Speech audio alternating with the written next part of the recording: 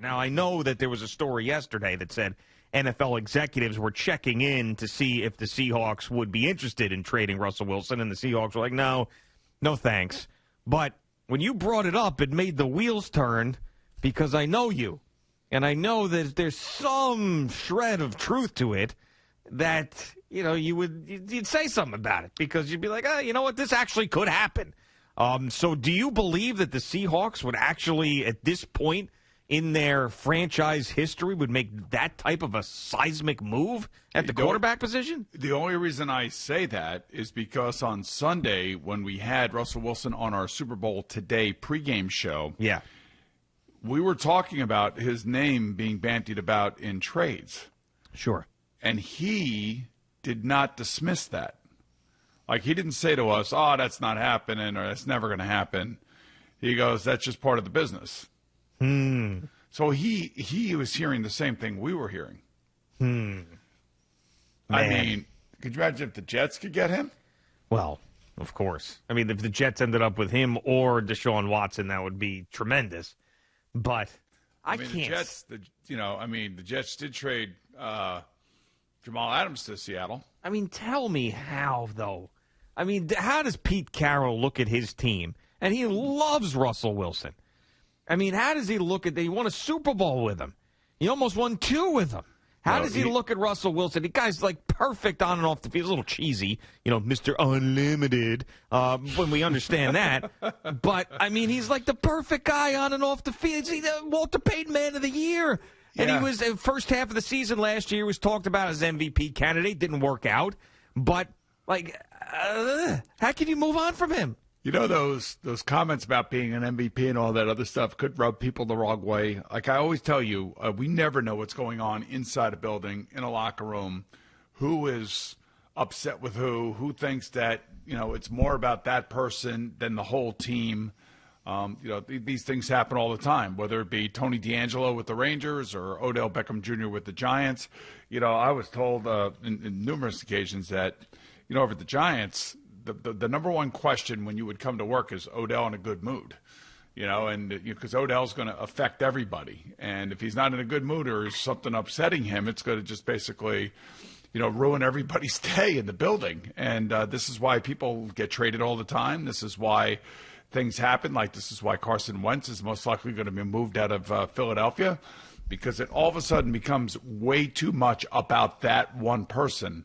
And that's what makes Tom Brady so great. It is about him, and we all talk about him, and, he is a very, very popular subject. But somehow, some way, when he goes to the building, he has a way of minimizing that and bringing the level of play up from everybody around him. And that's what you want as a quarterback. So could it be too much about Russell Wilson in Seattle, and they've just said enough is enough? And what's their cap situation like? Well, that's the other thing. They remember they traded the draft picks for Russell Wilson. I'll have to look at their cap situation. For Jamal Adams, you're saying? I mean, Jamal Adams, yes. Let's see. So they've got right now, overthecap.com is saying that they have $4.1 million of team cap space as we sit here today. Right, so they may end up having to give guys like Jamal Adams contracts. Wow. You know how in Indianapolis, I keep telling you, and as I look at these salaries and I look at who needs to get contracts. So Quentin Nelson's going to have to be paid. Darius Leonard's going to have to be paid. Braden Smith, their starting right tackle, is going to have to be paid. Yeah. So that's going to eat up a lot of the space that they have within their salary cap system right now. And you look at it, they have a lot of room, but they don't have a quarterback. All right, so let me just work through this now in my brain. Seahawks need cap space. Seahawks haven't won in a while with Russell Wilson. Jets have number 2 overall pick. Jets could trade that and other picks with their draft capital to the Seahawks to get Russell Wilson because they need that type of personality, game-changing force at that position. And the other part of this is that Russell Wilson has 2 years left on his contract, and he has a potential out in 2022. So his representatives might already be at the front office door of the Seattle Seahawks looking for a huge contract extension. And that could be one of the reasons why the Seahawks are saying, you know what? We may have to move on if we want to keep our team together. Wow. But the question is, who would be their quarterback? Whoever they drafted number 2 overall in this draft when they get the pick from the Jets. And, oh, by the way, who's got more cap space than anybody else? The New York Jets. And they don't have to pay anybody else on their roster right now that I know of that is of significance. You know what? You know where I'm going with this one, Boomer? Oh, I can hear you where you're going with this, and this is why I brought it up. Get him here makes a ton of sense. I just don't know in his contract whether or not he has a no-trade clause or any of that stuff. Ton of sense. But, well, it makes a ton of dollars and cents. Ton of sense. When you think about it from the Seattle Seahawks perspective. Interesting. Well, we'll put that on the radar. Like Seattle may say, you know what? We don't want to go down this road for the next 7 years with Russell Wilson and have to pay him $40 million a year. And we may want to trade him.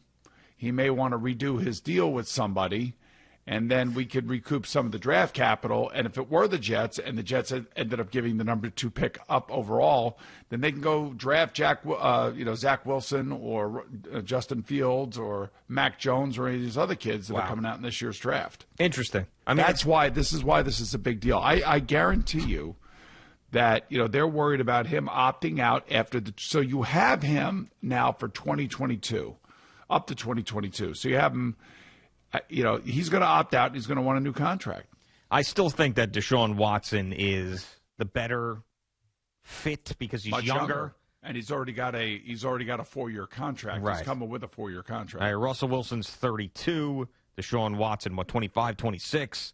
So that's a big difference. But still, if you can upgrade to Russell Wilson and then have him for the remainder of his career and build around him, I mean, that's an opportunity that you also check every way that you can make that happen if you're Joe Douglas. I would also think that Rob Saleh, knowing him very well from being the defense coordinator out there in San Francisco and seeing him twice a year, I would think, I don't know, I've never heard Rob Saleh utter a word about Russell Wilson, which I'm sure he has been asked to do, and I'm sure that's out there somewhere, but I haven't heard it.